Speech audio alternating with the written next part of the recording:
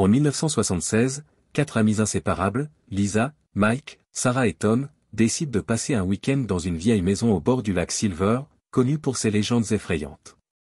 La maison, autrefois majestueuse, est maintenant délabrée et entourée de mystères.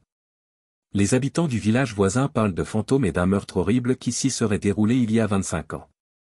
Le premier soir, ils explorent la maison et trouvent une pièce scellée par une vieille porte en bois. Curieux, Tom force la porte et découvre une chambre d'enfant poussiéreuse.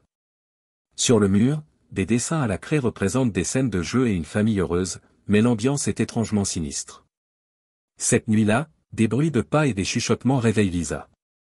Elle suit les sons jusqu'à la chambre d'enfant et voit une silhouette fantomatique d'une petite fille tenant une poupée.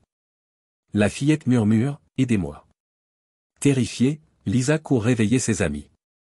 Mike, rationnel et sceptique, tente de calmer Lisa en expliquant que ce n'était qu'un rêve. Sarah, passionnée par le paranormal, suggère de mener une séance de spiritisme pour entrer en contact avec l'esprit de la fillette. Tom, intrigué, soutient l'idée. Lisa, malgré ses craintes, accepte à contre-ségur. Lors de la séance, la planche de Ouija bouge sous leurs doigts. L'esprit se présente comme Emily et révèle que son père l'a tuée avant de se suicider, condamnant leurs âmes à errer dans la maison. Soudain, les lumières s'éteignent et la température chute brusquement. Des cris stridents résonnent à travers la maison, suivis par un silence oppressant. Le lendemain, Sarah trouve un vieux journal dans la bibliothèque, appartenant à la mère d'Emily. Il détaille une série d'événements troublants. Le père d'Emily, autrefois aimant, était devenu violent et paranoïaque, affirmant entendre des voix lui ordonnant de tuer sa famille. Un soir, dans un accès de folie, il avait tué Emily et sa femme avant de se suicider. Cette nuit-là, Mike disparaît sans laisser de traces. Les autres cherchent désespérément mais ne trouvent que des traces de sang menant à la chambre d'enfant. Sarah, convaincue que l'esprit de l'homme est responsable, propose de trouver un moyen de libérer les âmes piégées. En explorant la cave, il découvre une pièce secrète avec des symboles occultes gravés dans les murs. Lisa, tenant une vieille photo d'Emily et de sa mère, murmure une prière pour apaiser les esprits.